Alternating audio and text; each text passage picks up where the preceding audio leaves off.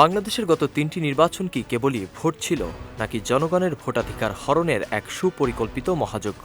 সম্প্রতি জাতীয় নির্বাচন তদন্ত কমিশনের প্রতিবেদনে বেরিয়ে এসেছে এক রোমহর্ষক সত্য। প্রতিবেদন অনুযায়ী 2014, 2018 এবং 2024 সালের 3টি নির্বাচনই ছিল মূলত জনগণের ভোটাধিকার হরণ করার এক সুপরিকল্পিত রাষ্ট্রীয় নীলনকশা।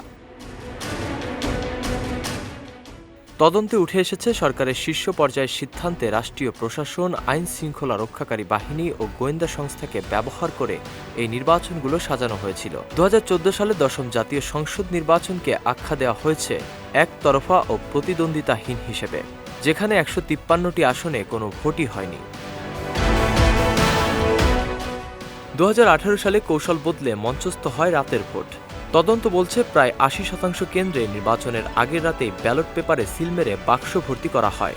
অনেক কেন্দ্রে 90%-এর বেশি ভোট কাস্টিং দেখানো হয়েছিল, যা ছিল চরম অবাস্তব।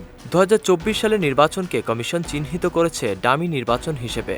ভোটার উপস্থিতি নগণ্য হলেও ক্ষমতাসীনদের অনুগত প্রার্থীদের দিয়ে কৃত্রিম প্রতিদ্বন্দ্বিতা তৈরি করা হয়েছিল। কারচুপির এই ছক শুধু ভোটের দিনেই সীমাবদ্ধ ছিল না। মাঠ খালি করতে এনএসআই-এর তথ্য ভাণ্ডার ব্যবহার করে বিরোধী নেতাকর্মীদের বিরুদ্ধে হাজার হাজার গায়েবী মামলা দেওয়া হয়। এছাড়া নির্দিষ্ট দলকে সুবিধা দিতে 133টি আসনের সীমানা পরিকল্পিতভাবে পরিবর্তন করা হয়।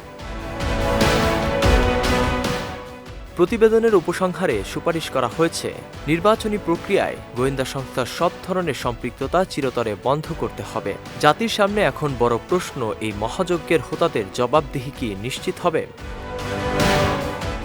নাসিমুল বারী, সৌরভ, বিজয় টিভি, নিউজ ডেস্ক।